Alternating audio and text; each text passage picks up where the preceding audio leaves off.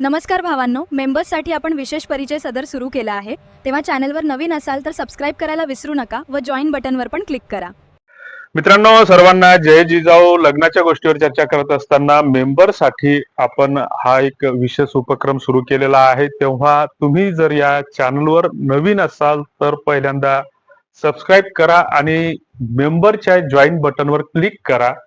आणि पुढच्या 1-2 मिनिटांमध्ये आपण चर्चा करणार आहोत की मेंबर का आणि कशासाठी व्हायचं युट्यूबचं.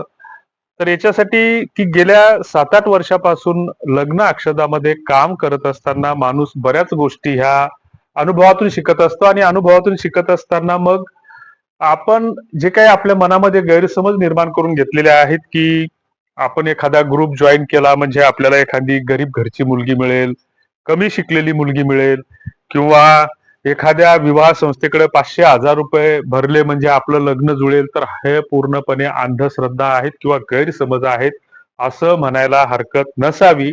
कारण याच्यातून आतापर्यंत जे काही लोकांनी केलेलं आहे तर फक्त दुकानदाऱ्या सुरू केलेल्या आहेत, लोकांची फक्त फसवणूक केलेली आहे. आर्थिक आणि ज्याला आपण मानसिक म्हणू तर मानसिक दिशाभूल सुद्धा यातून झालेली आहे मोठ्या प्रमाणामध्ये. कारण एक साधा सरळ आपण विचार केला पाहिजे की आपण या समाजातील कितीही गरीब व्यक्ती असू आणि आपल्या कुटुंबामध्ये एखादी लग्नायोग्य मुलगी असेल आणि आपल्याला जर कोणी फोनद्वारे विचारणा करत असेल की तुमच्याकडे मुलगी आहे ना, मग लग्न करायचं का, आणि आमच्याकडे भरपूर आहे, 2 ट्रॅक्टर आहेत, 4 जिबा आहेत, 3 मजली घर आहे, तरीही तो आपल्या इथं द्यायला विचार करेल का, किंवा आपण अशी मुलगी कोणाच्याही घरी देऊ का? असे लग्न होत नसतात. हे आम्ही वारंवार सातत्यानं सांगत असतो की लग्न हे ओळखीत, नात्यागोत्यात कुठंतरी आपला परिचय व्हावा लागतो आणि मग तिथेच ती लग्न जुळत असतात. आणि मग प्रत्येक गोष्टीचा आपल्याला सातत्यानं फॉलोअप घ्यावा लागत असतो. म्हणजे आपल्या सवयी कशा झालेल्या आहेत की आपण एखादा व्हॉट्सअपचा ग्रुप जॉईन करतो किंवा एखाद्या विवाह संस्थेकडे नोंदणी करतो आणि मग आमच्याकडे स्थळ पाठवा, हे करा, ते करा, आणि मग आपण त्यांना मेसेज करतो की तुमच्या अपेक्षा काय, हे चालेल का, ते चालेल का. तो कधीच कुठेच प्रतिसाद देत नाही.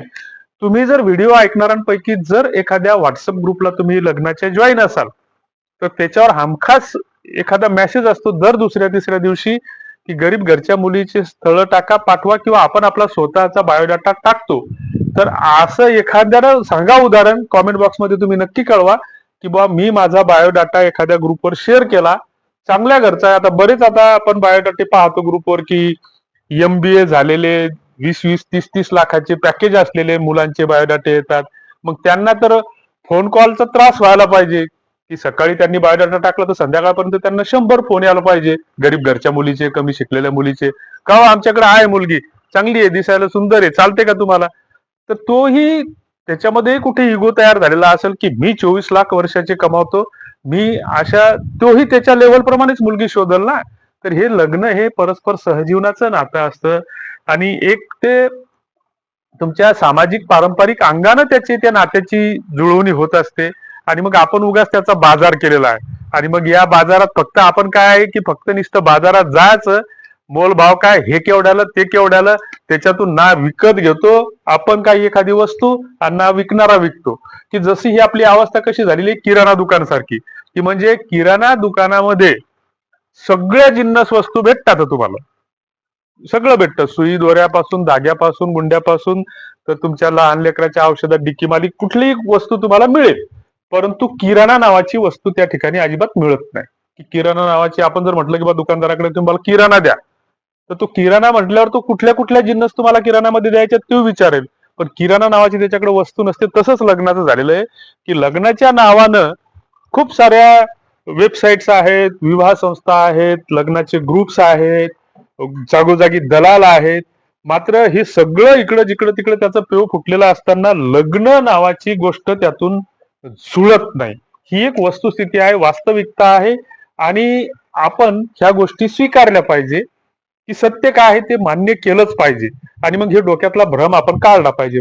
मग लग्न जुळण्याच्या ज्या काही पारंपरिक पद्धती असतील तर त्या पारंपरिक पद्धतीनंच लग्न जुळतात, हा आमचा अनुभव आहे. मग त्याच्यामध्ये एखाद्या अपवादात्मक स्थितीमध्ये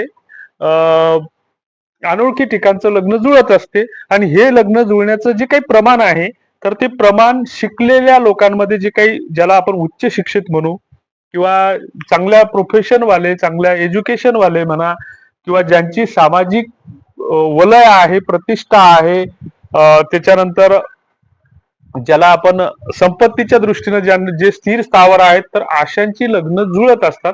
मात्र इथं वांधं कोणाचं होतं की पहिलेच तुम्ही आम्ही या उन्हानं तपतो आहोत गरिबीत मरतो आहोत की याच्या मागे पळतो त्याच्या मागे पळतो ही योजना ती योजना हातात काही पैसा येत नाही आला तर काही टिकत नाही. तसंच लग्नाचं झालं. पहिली गोष्ट तुमच्या आमच्या सर्वसामान्यांची गरिबांची शेतकऱ्यांची कष्टकऱ्यांची लग्न जुळत नाही आणि जुळली कोणती कोणती ती टिकत नाही. ही पैशाची आणि लग्नाची अवस्था सारखीच झालेली आहे.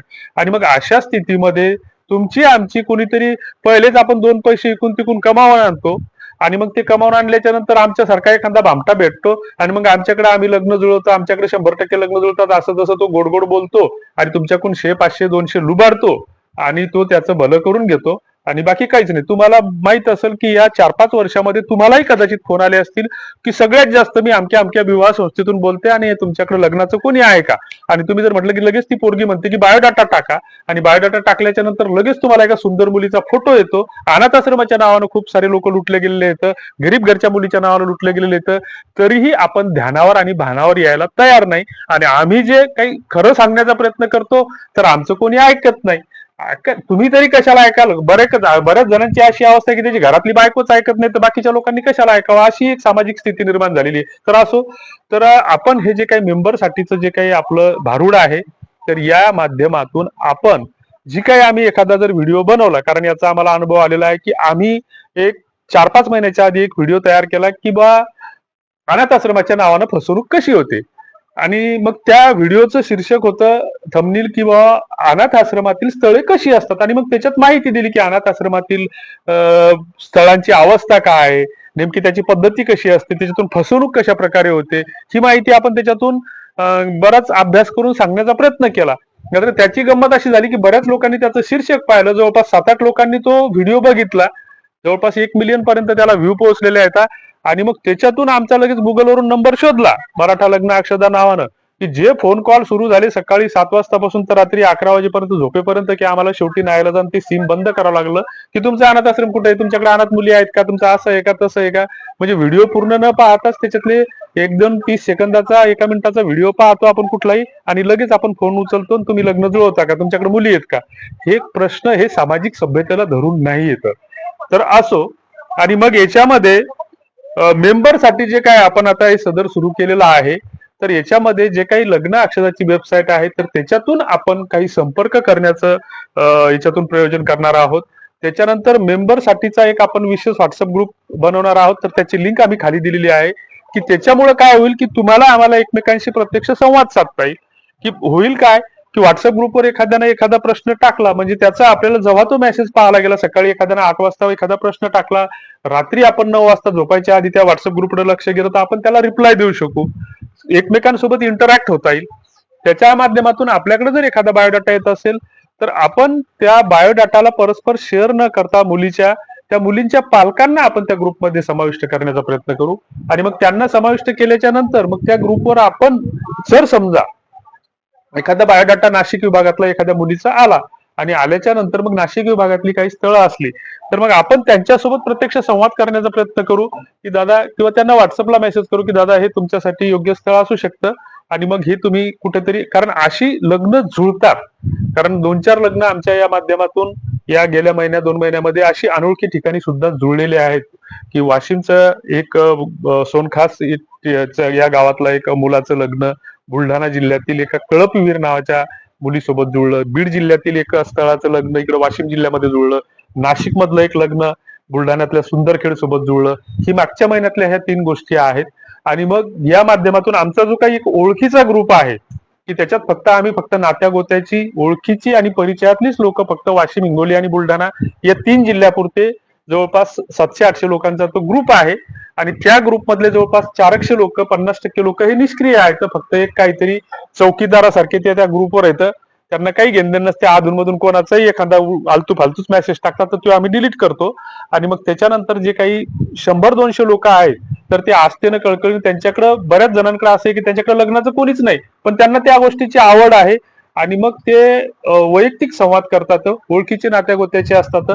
कुठेतरी मग एखादा शेनगाव मधला बायोडाटा आला तर रिसोड मधला त्याचा कोणीतरी ओळखीचा पाहुणा असते, त्याला फोन करतो, अरे दादा ते बायोडाटा टाकलेला पाहा कोणाचा आहे, तो म्हणतो आहे आमच्या भाचीचा आहे. बर बर, असं असं स्थळ होतं एक आमच्याकडे मेकरला. मग अशातून ती लग्न जुळतात आणि 500-600 लग्न या माध्यमातून या 7-8 वर्षामध्ये जुळलेली आहेत. मात्र त्याच्यामध्ये आमचा कुठला रोल आहे किंवा आम्ही जुळवली असा आम्ही दावा कुठेच करत नाही. मात्र ते येतात परस्पर आणि मग त्या व्हॉट्सअप ग्रुपवर मेसेज येतो की या ग्रुपच्या माध्यमातून आमचं लग्न जुळलं, आपण सगळं लग्नासाठी या, असं येतो. बाकीचे जे काही 5-6 ग्रुप येतं तर ती त्याची अवस्था निवळ त्या तमाशाच्या फडासारखी झालेली. सकाळी येतात, 2 घंटे थांबतात आणि लगेच काही न झालं की लगेच त्याला मनासारखं काही नाही भेटलं की तो लगेच लेफ्ट होऊन जातो. किंवा कोणी येतो लगेच आल्या आल्या हाय हॅलो सुरू करतो. कशासाठी तो हाय खातो हे अजूनही आम्हाला कळलं नाही. आणि मग पहिल्यांदा आल्या आल्या हाय खातो आणि मग नंतर गरीब घरच्या मुलींचे स्थळ टाका, विधवा मुलींचे टाका, याचे टाका, त्याचे टाका. त्याच्यासाठी कोणी टाकत नाही. कशाला टाकतील? पोटचा गोळा स्वतःच्या दुसऱ्याला कशाला देतील असं अनोळखी ठिकाणी लोक? विचार करा ना जरा, आपणच आपल्या घरातली मुलगी तशी देत नाही. तर असो, तर तुम्हाला पुन्हा एकदा विनंती असेल की आपण या माध्यमातून कसं काम करणार आहोत त्याची माहिती आपण पुढच्या व्हिडिओमध्ये घेऊ. परंतु त्यापूर्वी तुम्ही जर या चॅनलवर अजूनही सबस्क्राईब केलं नसेल तर सबस्क्राईब करा, मेंबरशिपचं जॉईन करा. त्याचे जे काही 29-49 रुपये आहेत युट्यूबचे सबस्क्रिप्शन ते भरून घ्या. बाकी मराठा लग्न अक्षदा हे मोफत आहे पूर्ण गेल्या 5-6 वर्षापासून. आणि मग त्याचे काही हेतू उद्देश आणि कार्यपद्धती जी आहे तर ती तुम्हाला समजून घेणं आवश्यक आहे. तर त्या दृष्टीनं तुर्तास धन्यवाद.